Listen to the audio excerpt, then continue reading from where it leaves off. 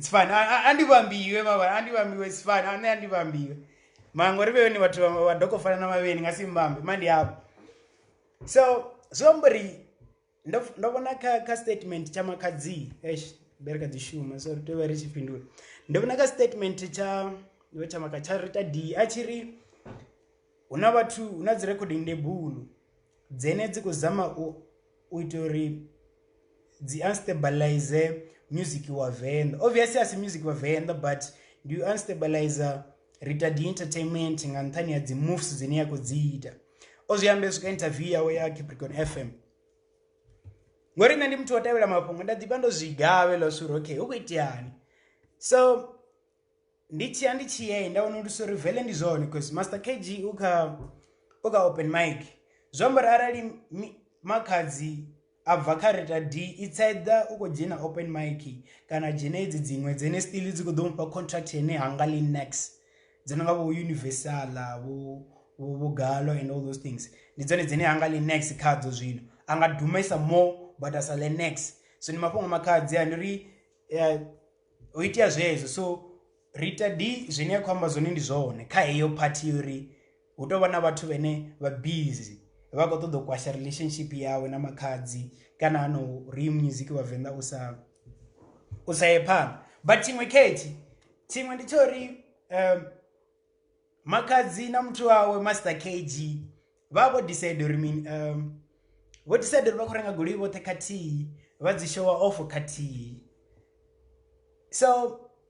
hela weekend Master KG hela weekend Master KG no apply goli already to goli unless yakudanga case omrara kudanga case waya uzoro case with some right side vavo plan uri vakurenga goli nga January bote ndiyezo zvitu vo plan uri vakurenga goli sa boyfriend na girlfriend or someone na msa sa boyfriend na girlfriend vakurenga goli vote kati ngomfesa one goli le Master KG ndimi mumtikambuze ndi kala nzani ndi ready esikufama kwamba zomechisa dzigurui so ati kutodhivori uchifumecha uwamba dzikhala na there ndisezeri uwamba ufini uko mechwa dzikhala na dzigurui let's see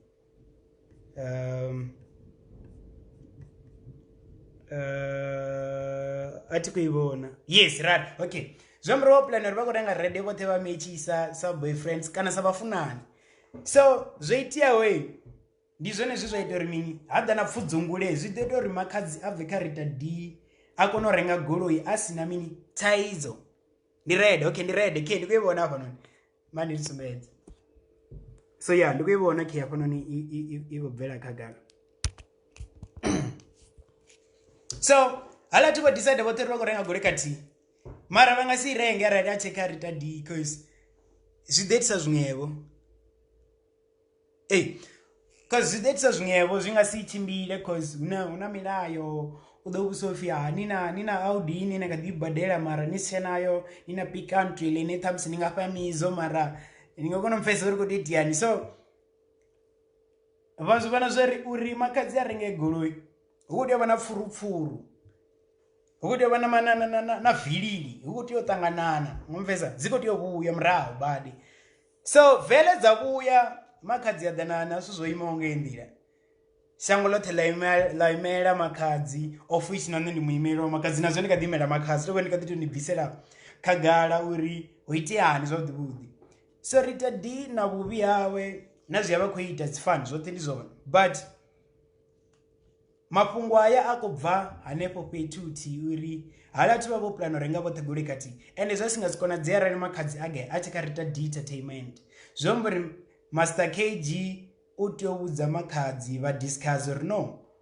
rikuti orenga goli kati udoiti ani ararasa dzirenga zvini ende ine ningasirenge mtu wanga aralinitseka Rita D zvombori pfudzungule dzote ya pfudzungulu nona ifilona zvombori pfudzungule dzote dzingazidoite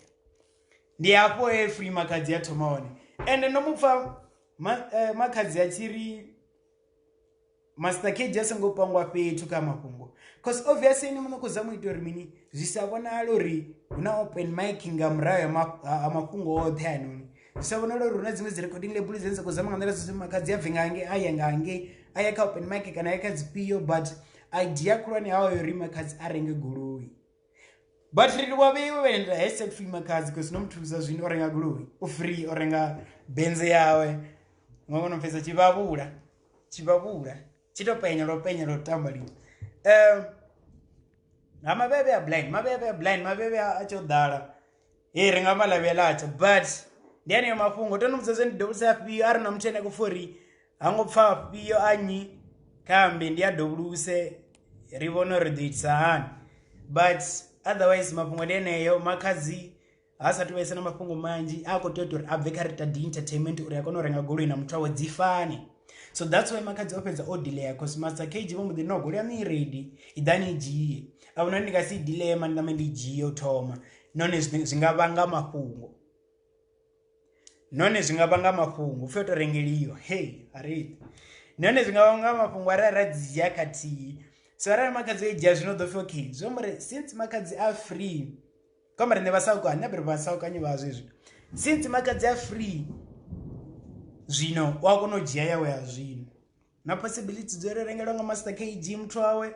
na possibility dzori goli yakuita 300k dzione nodzisearcha ndonoita research kale dzione obviously each and number plate la goli zomra si brand new so zomri somewhere nepa line yati ndosvika 300k la goli zomra nga the wait oi renga cash do renga cash anga do renga cash do renga nga mcho wawe rondo tunanga hey Rita ritotita imwe live mafungo Rita ritotita imwe live Rita wona la ka Audi ya convertible so achikolidza razike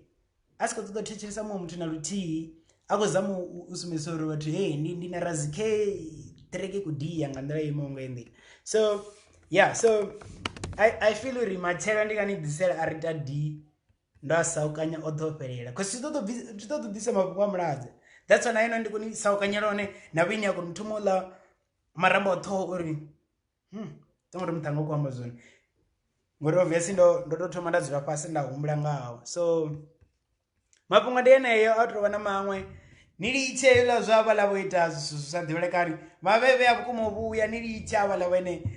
vajasiya narijisiya rimapetuti rakanangangera rarongangera podzisa raimangangera podzisa rafarangangera podzisa raimangangera podzisa ndivhule mangirasi zvinokuriti yani apo ndikadhiona